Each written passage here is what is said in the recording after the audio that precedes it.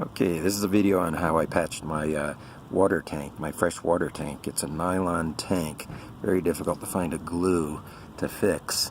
But what I did is I discovered two types of glue. Epoxy bonder by Loctite.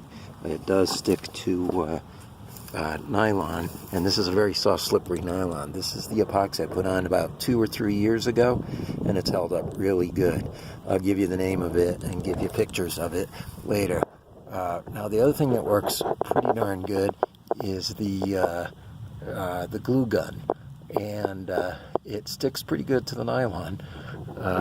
I've had some up there in the corner. I think that's what that is over there on the right. I put that in again 2 or 3 years ago, and it's still there.